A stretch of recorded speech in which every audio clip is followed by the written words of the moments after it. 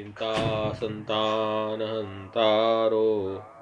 यत्पादाम्बुजरेणवः स्वीयानान्तान् निजाचार्यान् प्रणमामि मुहुर्मुहुः। यदनुग्रहतो जन्तुः सर्वदुःखातिगो भवेत् तमहं सर्वदा वन्दे श्रीमद्वल्लभनन्दनम्। अज्ञानतिमिरान्धस्य ज्ञानाञ्जनशलाकया चक्षुरुन्मीलितं येन तस्मै श्रीगुरवे नमः। नमामि हृदये शेषे लीलाक्षीराब्धिशायिनं लक्ष्मीसहस्रलीलाभिसेव्यमानं कलानिधिं। चतुर्भिश्च त्रिभिस्तथा षड्भिर्विराजते योऽसौ पंचधारदेव।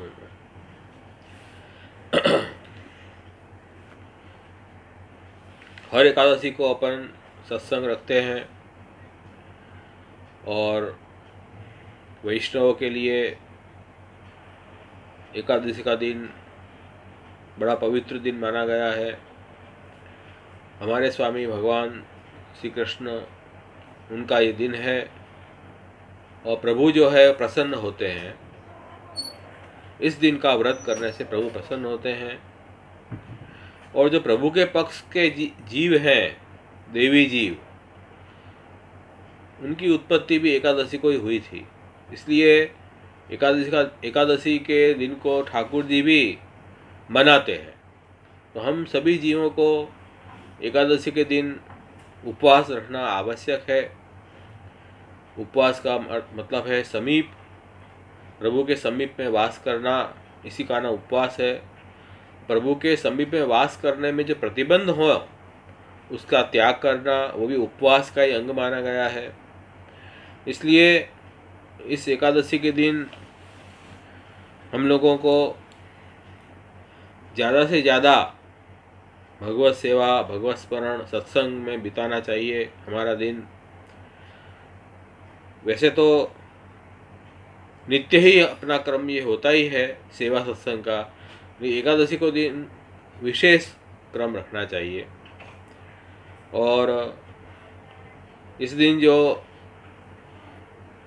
आहार के भी जो नियम बताए हैं वो भी इसी कारण बताए हैं कि इस दिन हमारा मन शुद्ध हो, पवित्र हो, सात्विकता ज़्यादा हो। इसलिए एकादशी को हम सात्विक भोजन का ही आग्रह रखते हैं। राजसी तामसी भोजन का त्याग करना, ऐसा आग्रह अवश्य रहता है। वैसे तो सात्विक भोजन का ही आग्रह रखना चाहिए, लेकिन कम से कम एकादशी के दिन तो अपन सात्विकता रखें। सात्विक आहार किसे कहते हैं? तो भगवान ने भगवद गीता में 17वें अध्याय में आहार, यज्ञ, तप और दान, इन चारों का सात्विक, राजस, तामस ऐसे भेद बताए हैं। तो वहाँ बताया है कि आयु, सत्व, बल, आरोग्य, सुख, प्रीति, विवर्धना, रस्या, स्निग्धा, स्थिरा, रुद्या, आहारा, सात्विका प्रिया। आयु, सत्व, आयुष्य, बुद्धि, बल, आरोग्य, सुख और प्रेम बढ़ाने वाला जो रसयुक्त स्निग्ध जो भोजन है, जो स्थिर रहने वाला है,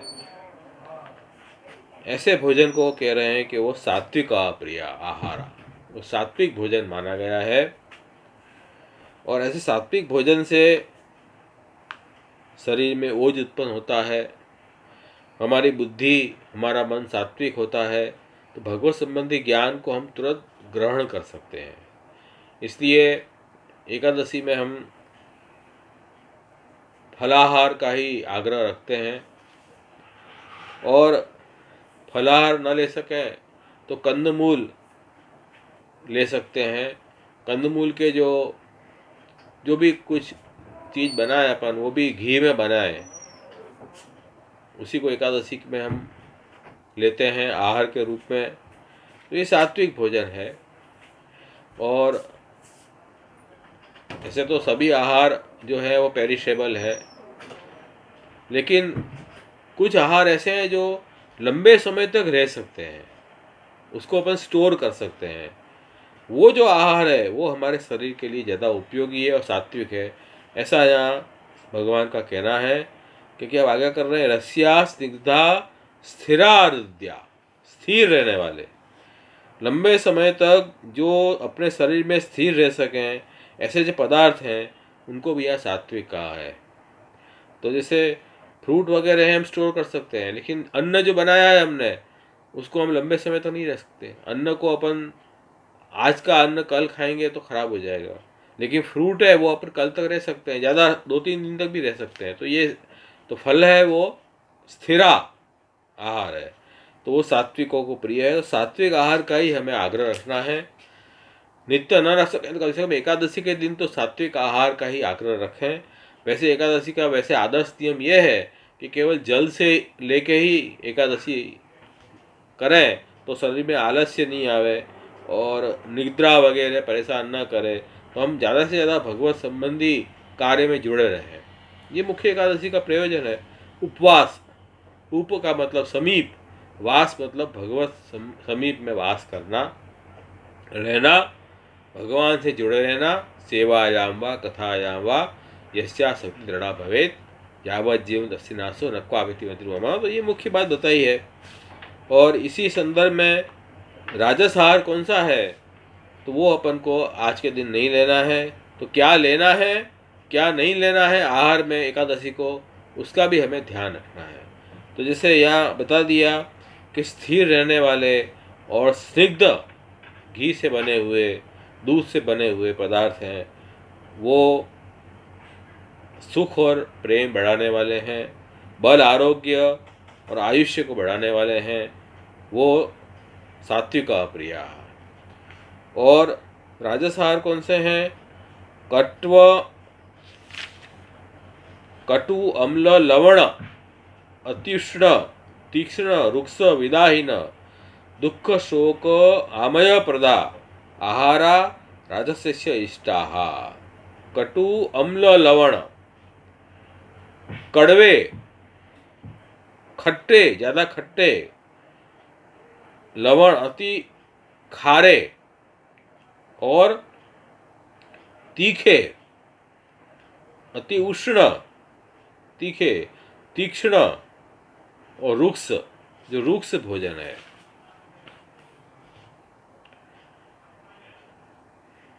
तो वही कह रहे हैं, कड़वे, खट्टे, खारे, बहुत गरम, बहुत तीखे मिर्च वाले रुक्ष पदार्थ जो हैं और तेल में बने हुए आइटम है, वो सब जो है वो दुख और क्लेश पैदा करने वाली और आमय प्रदा, रोग को उत्पन्न करने वाली है, वो सब राजस आहार है। उनका अपन को कम सेवन करना चाहिए। इससे हमारी आयुष्य और आरोग्य भी बढ़ेगा और ठाकुर जी में मन भी लगेगा। लेकिन आजकल सब लोगों को यही पदार्थ ज़्यादा अच्छे लगते हैं, स्वाद में ऐसे पदार्थ ज़्यादा अच्छे लगते हैं। तो हम जीभ को ज़्यादा प्राधान्यता देते हैं और अपने शरीर को हम गौण कर देते हैं। शरीर में हमारे मन में कौन से ज़्यादा गुणकारी है उस और ध्यान नहीं देते हैं। हमारे जीभ में कौन सा ज़्यादा पसंद करते, रुचिकर है, उसको ध्यान देते हैं। तो देखो, जीभ तो खाली है ही, बाहर के बाहर ही है, लेकिन अंदर शरीर को परिपुष्ट करने वाले कौन से आहार हैं, इस बात का विचार हम करते ही नहीं है।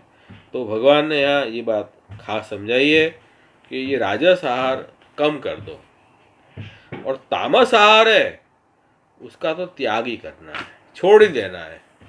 तामस तो निषेधी है।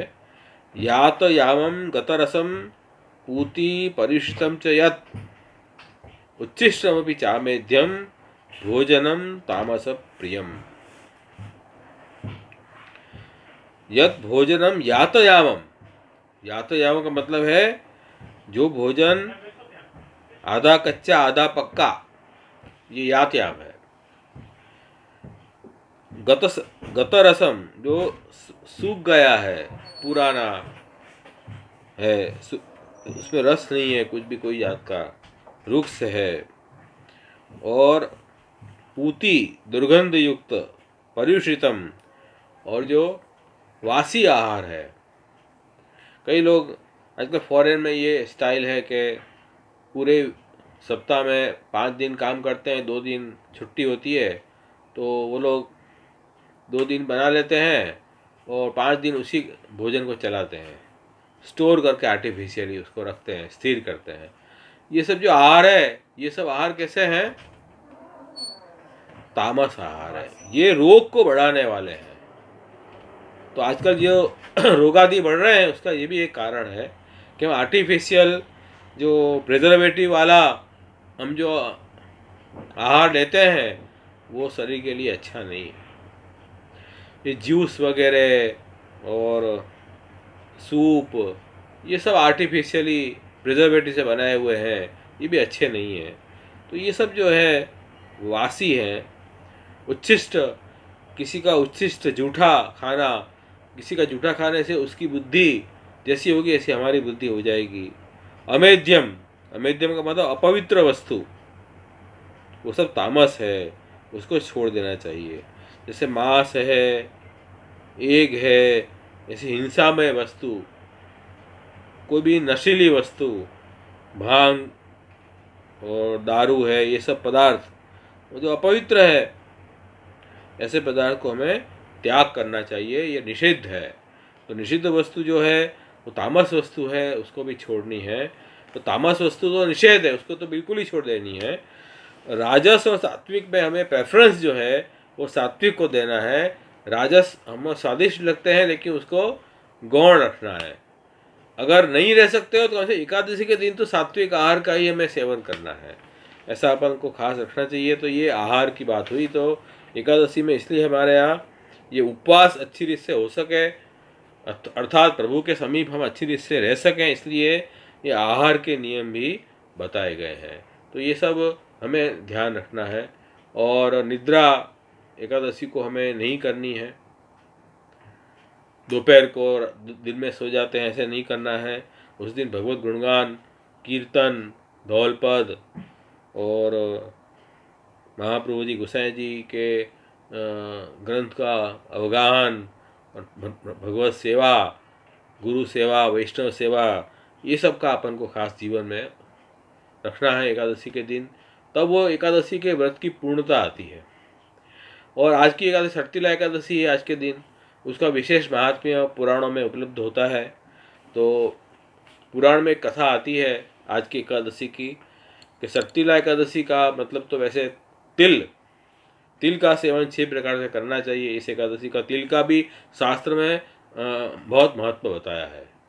तिल जो है ना वो वैसे बहुत पोषक भी है और सात्विक में आता है और उसका बहुत महात्म्य शास्त्र में बताया है। तो उसकी कथा ऐसी आ रही है कि एक नगर में एक ब्राह्मणी निवास करती थी और वो भगवान विष्णु की बड़ी भक्त थी वो ब्राह्मणी। और जितने भी ठाकुरी संबंधी एकादशी के व्रत थे वो सब अवश्य करती थी वो। जैसे अपन जयंती करते हैं, रामनवमी, कृष्ण जन्माष्टमी, वामन जयंती, नरसिंह जयंती, ये सब वैष्णव व्रत हैं। एकादशी ये अवश्य वो करती थी। एक बार उसने एक कठिन व्रत रखा। कठिन व्रत मतलब 1 महीने तक व्रत और उपवास रखा। तो ये कठिन तपस्या थी। उसकी वजह से उसका शरीर जो है वजन कम हो गया, दुर्बल हो गया, क्योंकि कठिन व्रत रखा था। भोजन एकदम लिमिटेड कर दिया और भगवत सेवा ये वगैरह करना, ये सब, और कष्ट सहन करना, ये सब रखा उन्होंने। तप रखा जीवन में। यज्ञ, दान और तप, ये 3 जीवन में कभी नहीं छोड़ने चाहिए। भगवान ने 18वें अध्याय गीता में कहा है यज्ञ दान तप न त्याज्य विधि चापर है। इन तीनों को कभी छोड़ना नहीं चाहिए, यज्ञ, दान और तप। अपन देखेंगे यज्ञ किसे कहते हैं, दान किसे कहते हैं, तप किसे कहते हैं। पहले ये कथा अपन देख लें। तो इस कथा में एक बताया है कि शरीर तो दुर्बल हुआ लेकिन उसकी शरीर शुद्ध हो गया। शरीर के अंदर जो प्राकृतता थी विषयासक्ति थी वो कम हुई, शरीर शुद्ध हुआ, उपवास रख के, व्रत रख के, और अपने भक्त को देखकर भगवान बड़े प्रसन्न हुए कि देखो इसका शरीर अब वैकुंठ में वास करने लायक हुआ है, इसको वैकुंठ प्राप्त तो अवश्य होगा। लेकिन इसको मन अभी तृप्त नहीं हुआ है, इसका मन जो है अभी थोड़ा ज़्यादा आसक्त है, मन भी इनका तृप्त नहीं है, इसका कुछ उपाय करना चाहिए। ये गलती थी। मन क्यों तृप्त नहीं हुआ था कि आपने यज्ञ व्रत तो किया, तब तो किया, लेकिन दान का समावेश नहीं किया। देखो भगवान ने क्या किया, यज्ञ दानम तप न त्याज विधि जहाँ पर है, यज्ञ दान और तप ये तीनों नहीं छोड़ने हैं। फिर यज्ञ में अपन क्या ले सकते हैं, तो देखो भगवान गीता में कह रहे हैं कि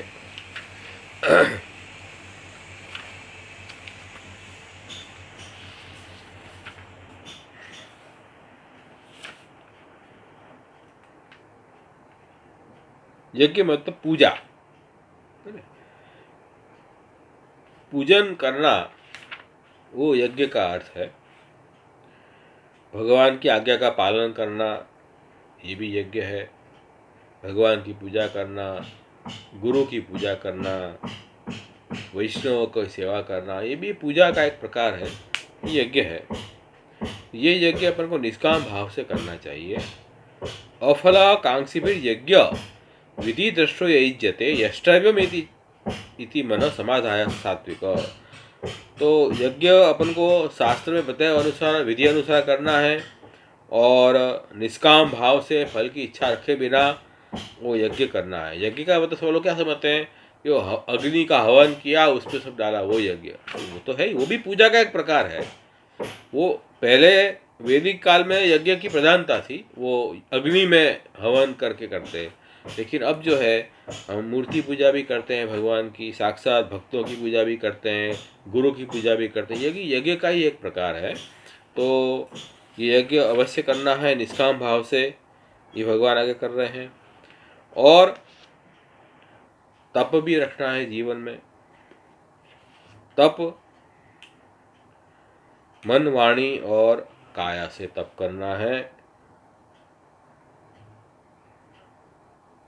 काया से तप कैसे करोगे, ये काया से हम अपने कंफर्ट को छोड़ के, आराम को छोड़ के, हमारे जो इष्ट देव हैं, ब्राह्मण हैं, गुरुजन हैं, माता पिता हैं, आचार्य हैं, उनकी अपन सेवा करें, ज्ञान वृद्ध की अपन पूजा करें। ये सब जो है वो तप का प्रकार है। और शौचम आर्जवम, पवित्रता जीवन में रखें, सरलता जीवन में, सरल भाव रखें, कपट न रखें, ब्रह्मचर्य, ब्रह्म का चिंतन, और अहिंसा, शारीरम तप उच्यते, ये शारीरिक तप बताया है। तो यज्ञ करना है, इसी तरह तप भी करना है। ये तो शारीरिक तप बताया। और वाणी से तप कौन सा है, अनुद्वेग करम वाक्यम सत्यम प्रियम हितम च यत् स्वाध्याय अभ्यसनम चैव वाङ्मयम तप उच्यते।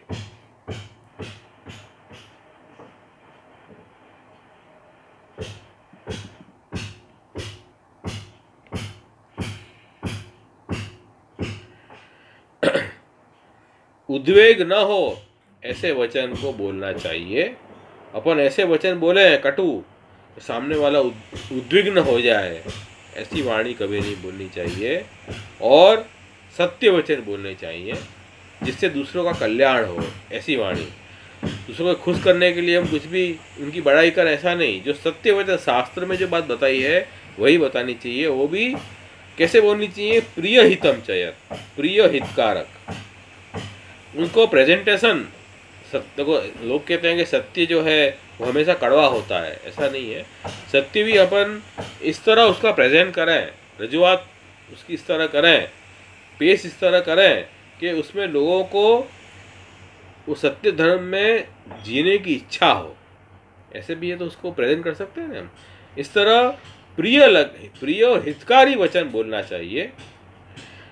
और स्वाध्याय, वेद शास्त्र, अपने आचार्यों की वाणी का अभ्यास करना, ये सब वांग्मय तप है, जिसे वाणी से तप है। ये तप भी जीवन में रखना है, शारीरिक तप और वाचिक तप। और मानसिक तप कौन सा है? मन प्रसाद प्रियत्वम, मौनम, आत्मा विनिग्रह, भाव संशुद्धि इत्येतत् तपो मानस उच्यते। मन की प्रसन्नता, प्रसन्न चित्त से रहना। हम तो प्रभु के भक्त हैं, ठाकुर जी मेरे स्वामी हैं, जो कर रहे हैं वो ठीक कर रहे हैं, उन्हीं की प्रसन्नता में हमारी प्रसन्नता है। ऐसे मन में प्रसन्नता का भाव रखना, सौम्य शांत स्वभाव रखना, उद्विग्न नहीं हो जाना। और मौनम, व्यर्थ की बातें नहीं बोलना। वृथा आलाप क्रिया ध्यानम सर्वथा त्यजेत। वृथा आलाप बोलना, क्रिया और ध्यान छोड़ना है, भगवत चिंतन करना है। आत्म विनिग्रह, मन में का संयम रखना है। भाव संशुद्धि, अंतःकरण के भावों को पवित्र रखना है, मतलब अपने स्वार्थ के लिए न यूज़ करके दूसरों के भलाई के लिए काम करना, ऐसी भावना मन में रखनी। ये सब मानसिक तप बताया गया है। तो जीवन में तप भी जरूरी है।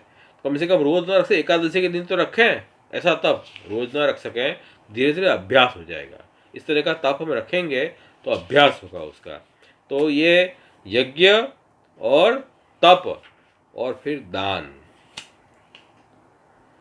और फिर दान भी जीवन में बहुत जरूरी है। तो यहाँ अब अपन फिर ये कथा में आवे कि वो जो ब्राह्मणी जो वैष्णव थी, उसने पूरे महीने यज्ञ किया, व्रत किया, तप किया, सब किया, लेकिन दान नहीं किया, दान धर्म नहीं निभाया। तो व्रत के समय कभी भी किसी को दान नहीं दिया, इससे उसको उसका तृप्त नहीं हुआ। ये उनकी भूल थी। तो भगवान विष्णु ने विचारा कि देखो मेरा भक्त ये बहुत परम भक्त है मेरी, और विष्णु लोक की प्राप्त होगी, इसको हो ही जाएगा विष्णु लोक की प्राप्ति तो, लेकिन दान नहीं दिया इसने, इसलिए दान धर्म नहीं होने से त्रुटि रह गई। इसलिए प्रभु उस त्रुटि को पूरी करने के लिए ठाकुर जी जो है उस ब्राह्मणी के घर भिक्षा लेने के लिए स्वयं गए। ठाकुर जी ने दूसरा रूप धर के वो भिक्षा लेने पधारे। तब उसने भगवान को भिक्षा में क्या दिया? एक मिट्टी का पिंड दे दिया, मिट्टी का ढेला दान में दिया।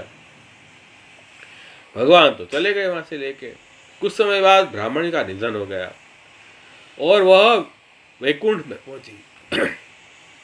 वैकुंठ सुलोक तो उसको मिलना ही था, क्योंकि वो परम भक्त थी भगवान की। अब वहां वैकुंठ में रहने के लिए उसे एक कुटिया मिली। वो कुटिया में कुछ नहीं था, खाली कुटिया थी, और एक आम का पेड़ था बगल में। तब उसने पूछा कि अरे मैंने मेरे पूर्व जन्म में इतने व्रत किए, इतने यज्ञ किए, तो मुझे खाली कुटिया मिली और ये आम का पेड़, ऐसा क्यों? तब श्री हरि ने कहा कि तुमने मनुष्य जीवन में कभी भी अन्न का दान, धन का दान नहीं दिया है, यह उसी का परिणाम है। यह सुनकर उसे बड़ा पश्चाताप हुआ और प्रभु से उसने इसका उपाय पूछा। तो फिर मैं यज्ञ और व्रत तो तब तो किया उसने, लेकिन तीसरा जो मुख्य इंपॉर्टेंट धर्म है दान, वो नहीं किया। इससे मन शुद्ध नहीं हुआ, तन शुद्ध हुआ लेकिन मन शुद्ध नहीं हुआ। तो उसके लिए दान जरूरी है। तो भगवान को तो उपाय पूछा। तब भगवान विष्णु ने बताया कि देखो तुम्हारे घर देवताएं आएंगे तुम्हारे दर्शन करने के लिए, क्योंकि तुम मेरी परम भक्त हो। देवताएं भी भगवान के भक्तों के दर्शन करने के लिए पधारते हैं। तब तुम उनसे सट्टिला एकादशी का महात्म्य और व्रत की विधि पूछना।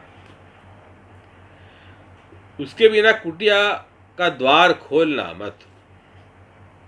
वो जब बता दें सट्टिला एकादशी का विधि तभी कुटिया का द्वार खोलना। तब भगवान विष्णु के बताए अनुसार उस ब्राह्मणी ने सब कार्य किए। देव कन्याओं ने उनको पूरी विधि बताई सट्टिला एकादशी की।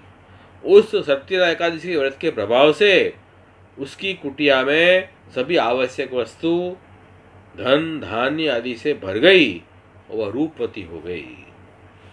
उसका मन भी संतुष्ट हो गया, अब उसको कोई बात की कमी नहीं थी। तो सत्यनारायण एकादशी का ऐसा महात्म्य ये भविष्य पुराण में आया है, तो ठाकुर जी ने ये महात्म्य यहाँ समझाया है। तो सत्यनारायण एकादशी मर्यादा मार्ग में इसका बड़ा महात्म्य है। हम तो कोई एकादशी इस भाव से नहीं करते हैं, ये सकाम भाव से तो करते नहीं है, लेकिन ये अवान्तर फल तो सबको जो करेगा उसको मिलने वाला ही है। तो सत्यनारायण एकादशी का ये महात्म्य वहाँ बताया है, और इसमें नाम ही तिल है, सटतिल। 6 प्रकार से तिल का सेवन करना इस एकादशी का महात्म्य है। इसी से इसको सटतिल एकादशी कहते हैं। और 6 प्रकार से तिल का कैसे इस्तेमाल करना, तिल मिश्रित जल से स्नान करना, तिल का उबटना से स्नान करना, उसकी तिलक लगाना, और तिल से मिले हुए जल को पान करना, और तिल से बने हुए वस्तु का भोजन करना, और उसी तिल से हवन करना, अपने देवताओं को पितरों को भी उसी से तृप्त करना। तिल से हम ठाकुर जी को इसलिए आज खास ठाकुर जी को तिलवा भोग धरते हैं और उसको तिलवा भक्षण करते हैं, और तिल का दान भी खास करते हैं इसी भाव से। आज पुष्टि मार्ग में ये प्रणाली है कि आज के दिन हम तिल अवश्य भोग धरते हैं, भोग धर के भगवत प्रसादी तिल की सामग्री का हम भक्षण भी करते हैं, और सबको दान भी हम देते हैं। तो ये एक प्रकार है दान का। तो दान धर्म जो है वो भी बहुत जरूरी है। 3 धर्म बताया ना मैंने, यज्ञ, दान और तप, ये तीनों जीवन में होना चाहिए। तो एक भी इस 3 में से नहीं है तो आपका धर्म अधूरा है। तो हमको तीनों को कंप्लीट करना है। और दान धर्म के लिए क्या सावधानी रखनी है, तो गीता में भगवान बता रहे हैं, दातव्यमिति यद दानम दीयते अनुपकारेण देशे काले च पात्रे च तद्दानम सात्विकम स्मृतम। दान देना ही चाहिए, ये अपना कर्तव्य है, इस भाव से हमें दान देना है। क्यों? क्योंकि देखो हर व्यक्ति इस सृष्टि में जी रहा है, तो वो परस्पर एक दूसरे के ऊपर निर्भर है। हर व्यक्ति, कोई भी और समझ रहा है कि हम इंडिपेंडेंट स्वतंत्र हैं, ऐसा नहीं है। हम स्वतंत्र कुछ नहीं कर सकते। ये पूरा पर्यावरण है, सृष्टि में सब लोग अपने अपने कार्य करते हैं, उनके ऊपर हम निर्भर हैं और हमारा कार्य हम कर रहे हैं। हम इनकी सहायता बिना सृष्टि में जो जीव जंतु प्राणी वृक्ष और मनुष्य जो भी है, उनकी सहायता से हम अपना जीवन यापन कर रहे हैं, ये बात समझो। इसलिए हमें जो भी कुछ हम भोग रहे हैं उसको केवल अपन को अपने स्वार्थ नहीं भोगना, कुछ हिस्सा दान करके फिर अवशिष्ट वस्तु का भोग करना चाहिए। इसी शास्त्र में दान। और जिस दिन हम कोई बड़ा यज्ञ करें, बड़ा व्रत रखें, उपवास रखें, उस दिन तो दान खास देना चाहिए। एकादशी है, पर्व वगैरह है, उसमें हम खास दान करते हैं। इसलिए तो यही बात बता रहेंगे, दान तो दातव्य दानम, दान करना ही चाहिए इस भाव से। भगवद आज्ञा है तो हमें करना ही चाहिए। और दान देने में क्या ध्यान रखना है, तो कह रहे दीयते अनुपकारिणे। दान किसको देना? जिसने अपने ऊपर कोई उपकार नहीं किया है, ऐसे को दान देना। जिसने कुछ उपकार किया है उसको दान देने से तो क्या है, हमारा स्वार्थ है कि उसने हमारा उपकार किया, हमने उसको कर दिया, ऐसे नहीं। प्रति उपकार की अपेक्षा रखे बिना निस्वार्थ भाव से हमें दान, कोई व्यक्ति कभी काम नहीं आने वाला है लेकिन हम उसको दान देंगे। और दान देने में हमें देश काल और पात्र का विचार भी साथ में करना है। योग्य देश में, योग्य काल में, योग्य पात्र को दान देना है, ये बात भी समझनी है। योग्य देश, योग्य काल कैसे मालूम पड़े, तो कि जिस काल में, जिस देश में जिस वस्तु की आवश्यकता है, उस वस्तु का दान सबको सुख देने के लिए देना, वही योग्य देश योग्य काल है। कोई देश में कोई वस्तु नहीं मिल रही है तो वहाँ उसकी आवश्यकता पैदा हो गई, तो उस देश में उस वस्तु को देना।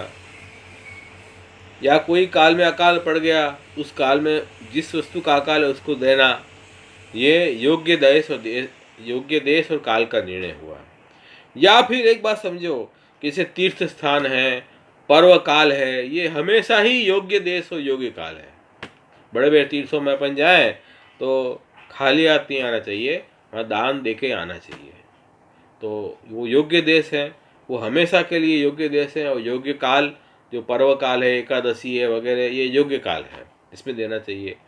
और योग्य पात्र भी होना चाहिए।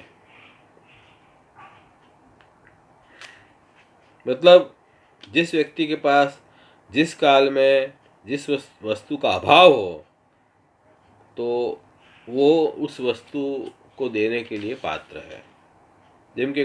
जैसे कोई भूखा व्यक्ति हो, कोई दरिद्र हो, कोई रोगी है, कोई आर्त है, कोई अनाथ है, कोई भयभीत व्यक्ति है, उनको अन्न, जल, वस्त्र, उनके निर्वाह सहायता, धन, औषधि, ये और प्रेम के दो वचन बोलना, उनको ढाढ़स बनाना, ये भी एक प्रकार का अभय दान है। तो ये भी, वो सब भी दान के पात्र हैं। इसके अलावा जो विद्वान श्रेष्ठ ब्राह्मण हैं, गुरुजन हैं, आचार्य हैं और वानप्रस्थी हैं, सन्यासी हैं, वो सभी जो हैं दान के पात्र हैं, सुपात्र हैं। उनका दान करना चाहिए, हमारा कर्तव्य है। यथाशक्ति जो भी आप दे सको अवश्य करना चाहिए। तो ये दान धर्म भी मुख्य है। यज्ञ, दान और तप, ये तीनों अपन को निभाने चाहिए। तो ये यहाँ कह रहे हैं कि तस्माद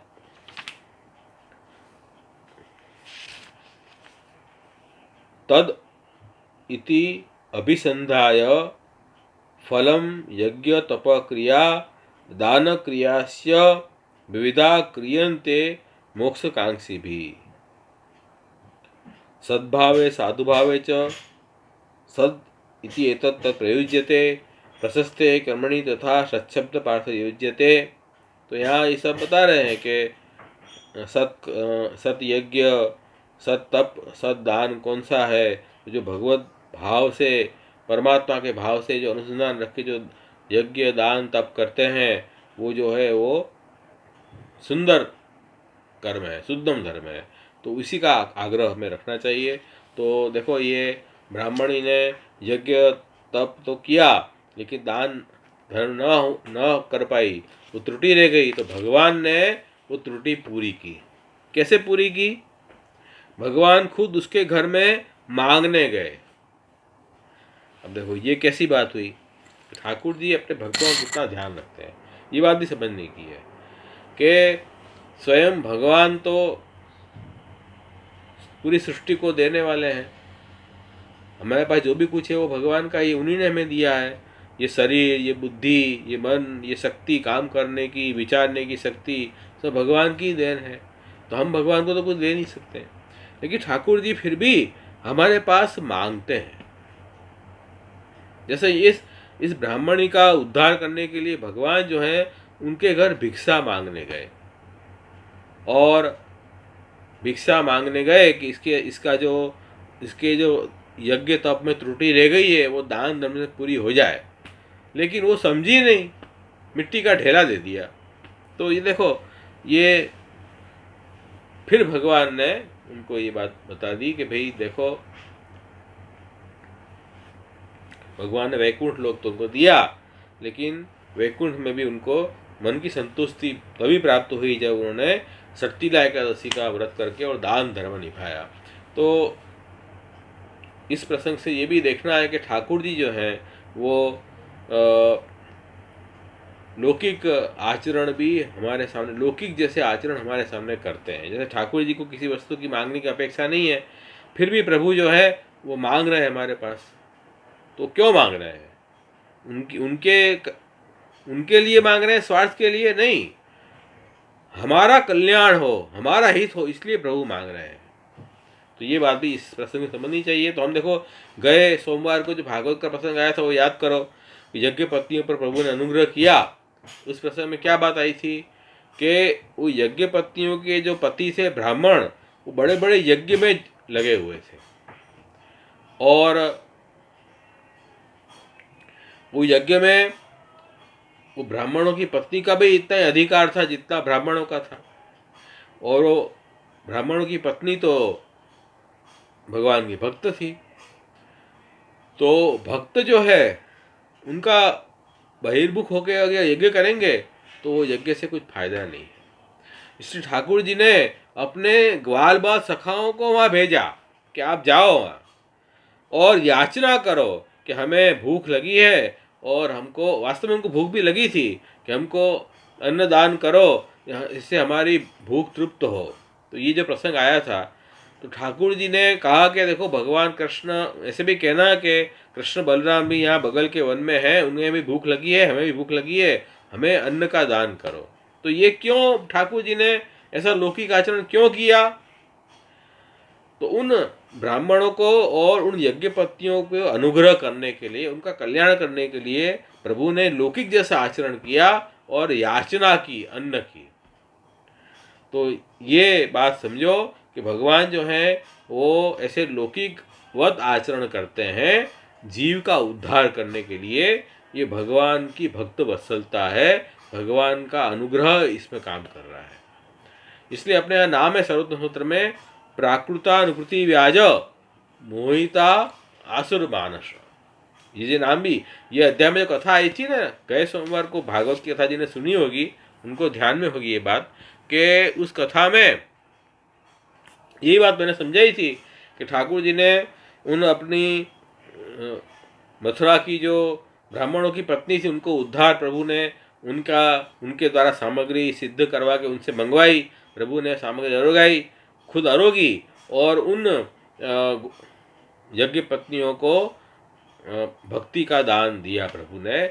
और फिर जब वो मथुरा गई यज्ञ पत्नी ठाकुर जी को भोग अरोगा के, तब ब्राह्मणों का मन भी शुद्ध हो गया। क्यों शुद्ध हो गया? अब ठाकुर जी ने वो सामग्री अंगीकार कर ली, अवशिष्ट यज्ञ सामग्री से यज्ञ होगा, तो उनकी बुद्धि भी सुधरी ब्राह्मणों की।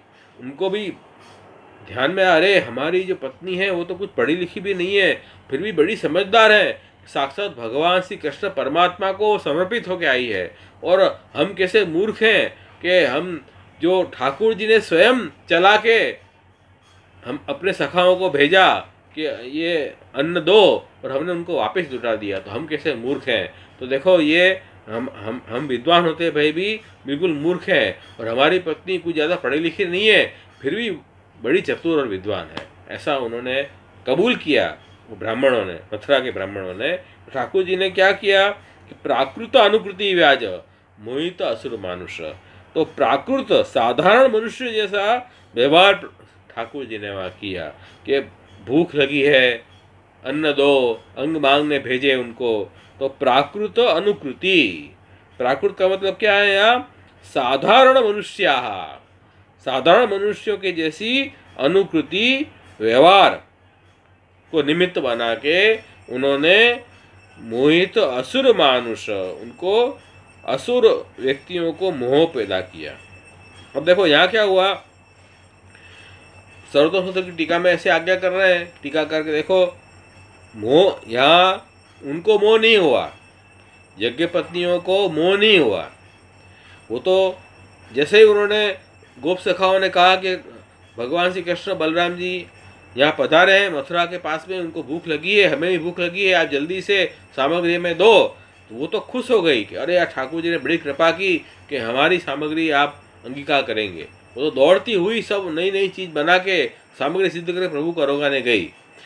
तो वो तो मोहित नहीं हुई, लेकिन जो उनके पति थे ब्राह्मण लोग वो मोहित हो गए, क्योंकि उनमें आसुरावेश था, कंस का आसुरावेश उनमें आ गया था, इसलिए वो मोहित हो गए। तो मोहित असुर मानुष, वो असुर मानुषों को मोहित किया है जिनने ऐसे भगवान श्री कृष्ण।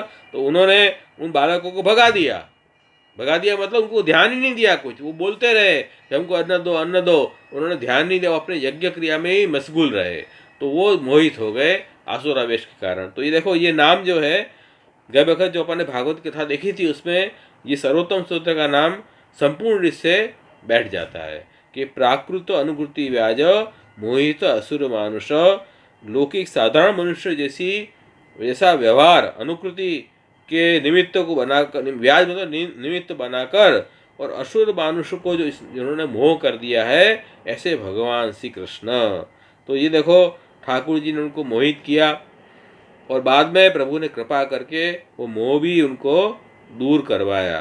तो ठाकुर जी ऐसे लोक शिक्षा के लिए लोक जैसा व्यवहार करते हैं, लोक शिक्षा देने के लिए। पर ठाकुर जी लौकिक नहीं है, वो प्राकृत नहीं है। तो देवी जी प्रभु को प्राकृत नहीं समझते हैं। जैसे जब ठाकुर जी का प्रागट्य हुआ तब क्या हुआ था, वहाँ देवकी जी गर्भ में आप पधारे, तब कंस ने देखा करे देवकी जी का स्वरूप तो बड़ा तेजस्वी है, ऐसा तेजस्वी रूप तो आज तक मैंने कभी नहीं देखा। तो उसको निर्णय हो गया कि निश्चय भगवान विष्णु जो मेरे शत्रु हैं वो इसके गर्भ में पधारे हैं। इसलिए वो राह देखता रहा कि कब बालक का जन्म हो, कब उसको मैं मारूं। उसकी हिम्मत उसको मारने की नहीं हुई, तो उसको वो मोह गया नहीं। भगवान तेज देखकर भी वो ठाकुर जी को अपना शत्रु मानता रहा। तो वो प्राकृत अनुकृति व्याज, प्राकृत बालक जैसे आप गर्भ में पधारे भगवान कृष्ण, और मोहित असुर मानुष कंस जैसे व्यक्तियों का आपने मोह किया। लेकिन जो देवता हैं, ब्रह्मा जी, भगवान शिव हैं, इंद्र वगैरह सब देवता हैं, नारद जी वगैरह हैं, उनको तो ज्ञान है। वो तो कंस के कारागृह में सब देवताएं पधारे। जब वसुदेव देवकी जी कैद में थे, वहाँ उन्होंने देवकी जी के सामने देवकी जी गर्भ की स्तुति की, भगवान की बहुत सुंदर स्तुति की। और वो पूरे 10वें स्कंद में के दूसरे अध्याय में वो स्तुति का वर्णन है। उनको मोह नहीं हुआ और कंस को हुआ। इसी प्रकार जब ठाकुर जी का प्राकट्य हो गया और जब गोकुल पधार गए ठाकुर जी, तब कंस ने प्रभु को मारने के लिए पूतना को भेजी, क्योंकि वो मोहित था, प्रभु के स्वर को समझता ही नहीं था। वो तो प्रभु को प्राकृत बालक ही समझ रहा था। तो ऐसे आसुर मनुष्यों को मोह होता है, देवी जीवों को मोह नहीं होता है। और कंस पूतना को भी मोह हो गया कि वो तो साधारण बालक समझने लगी, और बालक समझ के उसने विष युक्त स्तन में स्तन लेके और ठाकुर जी के मुखारविंद में डाल के उनको दूध पिलाने का ढोंग करने लगी। तो मोहित हो गई, क्योंकि उसी का उद्धार इसी तरह करना था। तो फिर भी प्रभु ने उसको माता की गति दी और उसको जो है मुक्ति दे दी। प्रभु ऐसे दयालु हैं, कोई भी भाव से प्रभु के संपर्क में जीव आवे तो ठाकुर जी इसका उद्धार ही करते हैं। मूल तात्पर्य कहने का ये है कि प्राकृति अनुकृति व्याज मोहित असुर मानुष। तो भगवान जैसे लोग जैसे हमें दिखते हैं, लेकिन वो क्यों दिखते हैं, हमारे उद्धार कल्याण के लिए प्रभु ने ऐसा लौकिक रूप धारण किया है।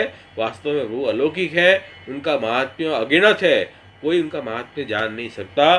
शास्त्र भी कहते हैं कि नहीं, हम भगवान के स्वरूप को पूरा नहीं जान पाते। तो हम तो बहुत मंद बुद्धि छोटे से जीव हैं, हम कहाँ से प्रभु के महात्म्य को जाने। तो ठाकुर जी हमारे जैसे बन के हमारे बीच में प्रकट होते हैं। भगवान कृष्ण जो है वो ग्वाला बन गए, क्योंकि सब ग्वाल बालों में ही उनके देवी जीव थे, उनका उद्धार करना था। तो प्रभु जो है वो ग्वाला बन के पधारे वहाँ, और उनका ग्वाला बन के उनके बीच प्रकट हुए और उनका निरोध करके उनका उद्धार किया। तो भगवान ने साधारण मनुष्य जैसी वहाँ व्यवहार क्रियाएं प्रकट की। तो ये प्रभु की कृपा है ना, कि ठाकुर जी ने ऐसे याचना की, मांगा, अन्नदान मांगा, लेकिन प्रभु को क्या अन्न की आवश्यकता है? नहीं है। उनको तो अपने भक्तों का उद्धार करना है, और जिनका उद्धार नहीं करना है वो मोहित हो जाते हैं। मोहित असुर मानुष, वो मोहित हो जाते हैं जिनका उद्धार नहीं करना है। और जिनका उद्धार करना है उनको प्रभु स्वीकार करके उनको सर्वस्व अपना दान कर देते हैं, फलदान करते हैं। ऐसे भगवान हमारे हैं। तो ठाकुर जी का ये रूप जो है वो ऐसा है। तो यहाँ भी देखो, ये सत्य एकादशी में यही आया कि ठाकुर जी स्वयं मांगने गए ब्राह्मण के पास, इसलिए मुझे ये प्रसंग याद आ गया। तो देखो ये ऐसी लिंक है। तो ठाकुर जी हमारे घर में भी जब विराज रहे हैं, वो हमें तो साधारण लगते हैं, ये चित्र का स्वरूप है, ये तो धातु की मूर्ति का स्वरूप है, ऐसा लगता है, देखने में साधारण ही लौकिक स्वरूप ही दिखते हैं। तो वो तो इसलिए बने ठाकुर जी कि हम उनकी सेवा अच्छी से कर पाए।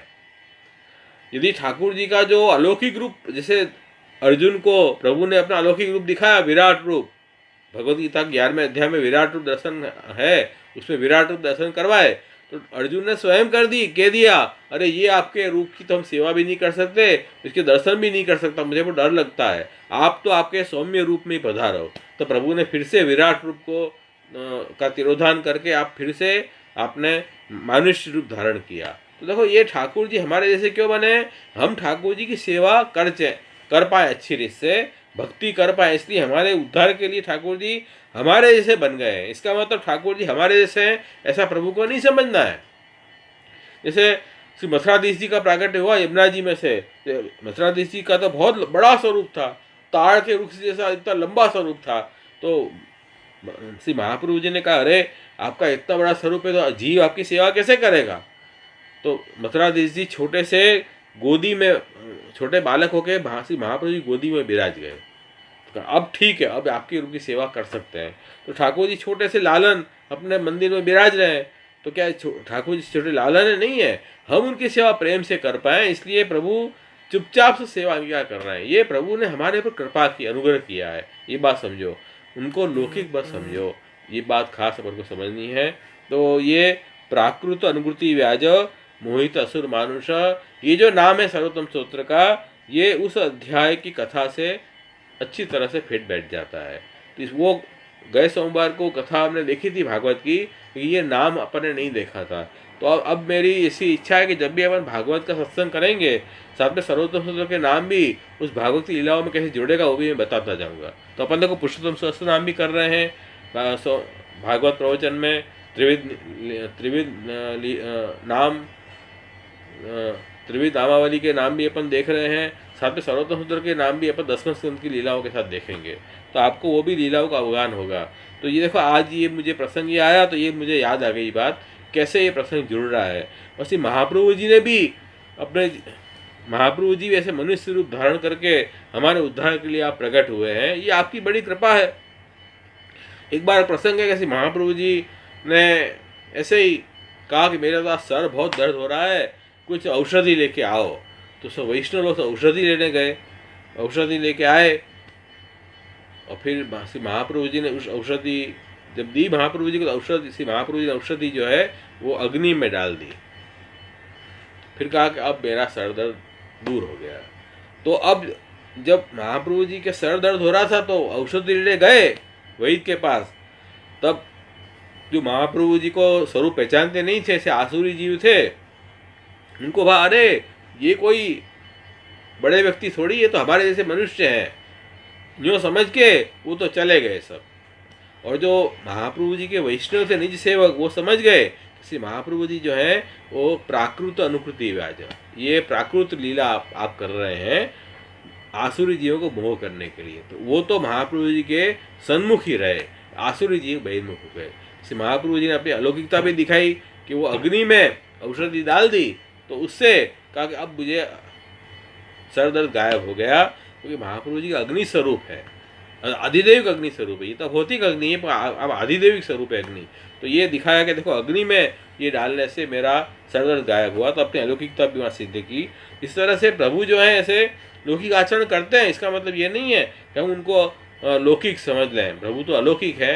यही बात अपने यहाँ कृष्णदास बेगन की वार्ता में भी महाप्रभु जी का प्रसंग है, जिसमें ये बात आई है कि वो उनके जो गुरु थे कृष्णदास बेगन के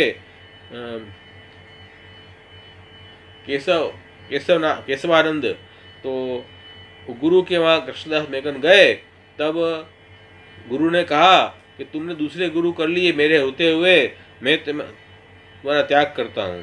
तो उन्होंने कहा नहीं, मैंने गुरु नहीं किए हैं, मुझे तो आप, मेरे गुरु तो आप ही हैं, आपकी कृपा से मुझे ईश्वर की प्राप्ति हुई। श्री महाप्रभु जी तो ईश्वर है, वो कोई मनुष्य नहीं है, तो वो कि मैं कैसे बात मानूं, केशवानंद जी ने कहा।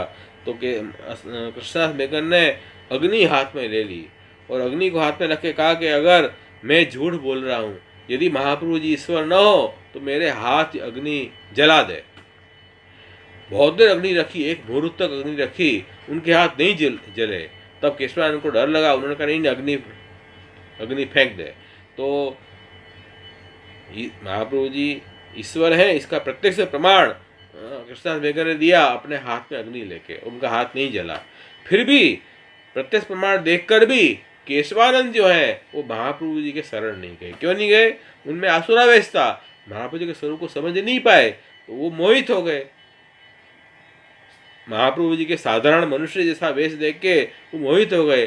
प्राकृत अनुकृति व्याज मोहित असुर मानुष। और कृष्णदास बेगन जो है वो मोहित नहीं हुए, वो तो महाप्रभु जी के ही सेवक रहे, आजीवन महाप्रभु जी की उन्होंने सेवा की। तो इस तरह से ये ठाकुर जी ऐसी कई लीलाएं करते हैं, वो लीला में हमको मोहित नहीं होना चाहिए। भगवत लीला में हमें असंभावना, विपरीत भावना कभी भी नहीं लानी। प्रभु का महात्म्य समझना चाहिए अपन को। असंभावना मतलब ठाकुर जी ये चीज़ नहीं कर सकते, ये असंभावना है। विपरीत भावना मतलब ठाकुर जी भी हमारे जैसे ही हैं, ऐसा आरोप प्रभु में डालना, ये विपरीत भावना है। जैसे ठाकुर जी बाल लीला कर रहे हैं तो बालक जैसी चेष्टा कर रहे हैं, तो हम भी ठाकुर जी को बालक ही समझ लें, साधारण बालक, तो ये विपरीत भावना हुई प्रभु में।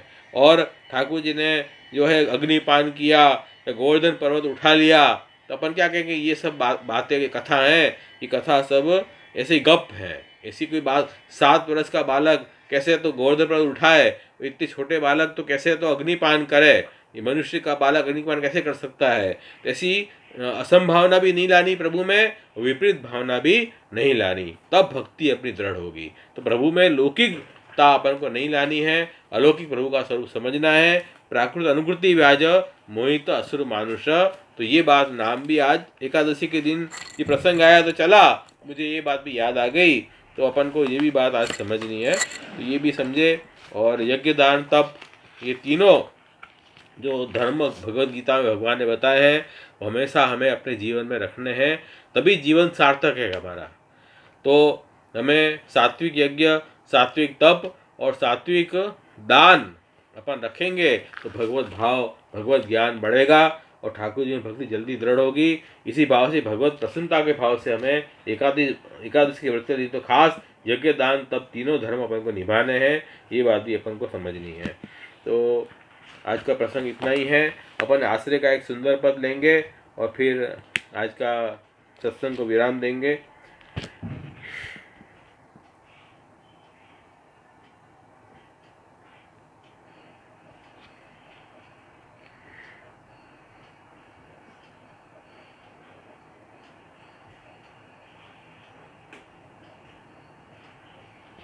हरिदास हरिराय जी का एक सुंदर पद है आश्रय का।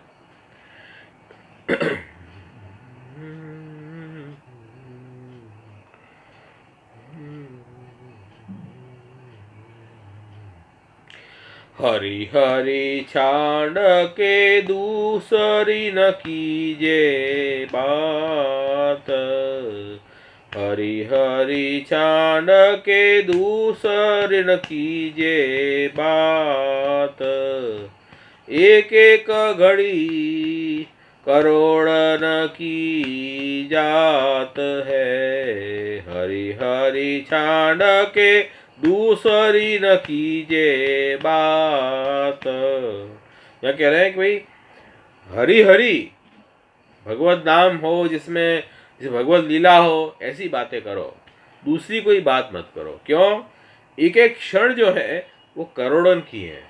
जैसे अपन अपने पैसा मेहनत से कमाते हैं, फिर अपन क्या करते हैं, उस पैसों को बड़ी सावधानी से खर्च करते हैं, क्योंकि वो पैसा बहुत अमूल्य है, बड़ी मेहनत से कमाया है। इसी तरह ये जो समय हमें मिला है, भगवान ने दिया है, ये मनुष्य जन्म में समय, ये बड़ा अमूल्य समय है, इसको व्यर्थ अपन को बिताना नहीं चाहिए।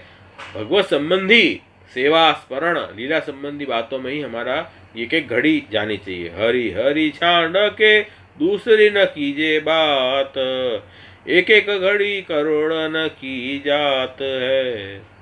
घड़ी पल दिन खोय फेरहु न आवे सोय, क्षण भंगुर देहता की मरण सी गात है। जो घड़ी और पल एक बार गई, वो दूसरी बार तो आने वाली नहीं है। तो जो काल बीत गया हो तो नहीं आएगा, तो हमें जो भी काल बीत रहे हैं उसको सदुपयोग करो, उस काल का, उसको वेस्ट मत जाने दो, क्योंकि ये देह तो क्षण भंगुर है, ये देह का कोई भरोसा नहीं है। अचानक ही काल आ जाएगा, मृत्यु हो जाएगी देह की। तो ये तो मरण तो अपने माथे लगाए हुआ है, इसलिए हमें कौन सी घड़ी में मृत्यु हो जाए हमें पता नहीं है। तो हमें तो सदा भगवत स्मरण करते रहना चाहिए। हरि को संभार तू बको विसार डार, तज अमृत विख काय को तू खात है। ठाकुर जी की स्मरण जो है वो तू कर, और व्यर्थ की बातें, व्यर्थ आलाप को छोड़ दे। क्यों? तज अमृत विख काहे को तू खात है। अमृत को छोड़ के विष क्यों खा रहा है?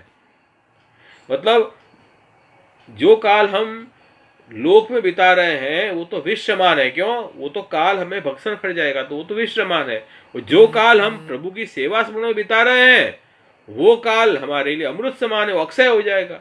इसलिए हमको ये समय को अमृत बनाना है, विष नहीं बनाना है। कहे हरिदास श्वास को विश्वास नहीं, एक एक घड़ी में निकस निकस जात है।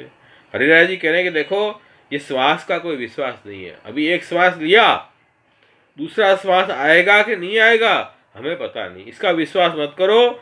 एक एक घड़ी में निकस निकस जाते, एक एक श्वास एक एक घड़ी में जा रहा है, वो टाइम निकल रहा है। इसलिए टाइम को बर्बाद मत होने दो। इस समय को हरि गुरु वैष्णव की सेवा में लगाओ, मन में भगवत ध्यान रखो, सब लौकिक कार्य करो लेकिन भगवत ध्यान रखते हुए, मन में शांत भाव रखते हुए, प्रभु की सृष्टि है उसमें मुझे प्रभु ने जो कार्य दिया है वो मैं कर रहा हूँ और अपन को भगवत सेवा के भाव से सब कुछ कार्य करना है। ऐसे शांत भाव से रहो तो भले दुनिया अशांत है, आप तो शांत हैं, आपके मन में कोई अशांति पैदा नहीं हो सकती। इस भाव से रहो और इस समय का सदुपयोग करो।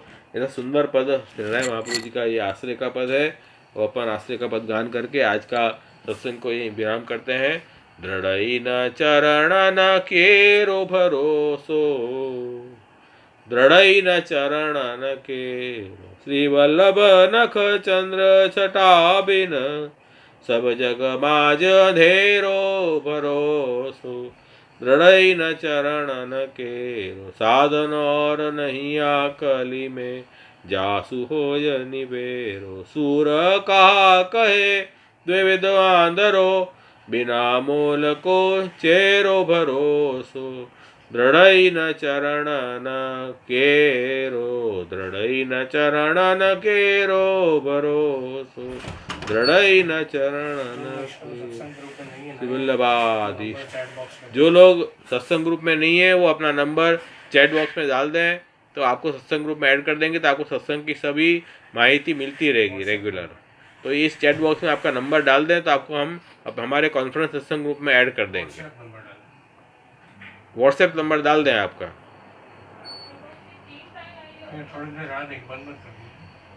नहीं कर रहे।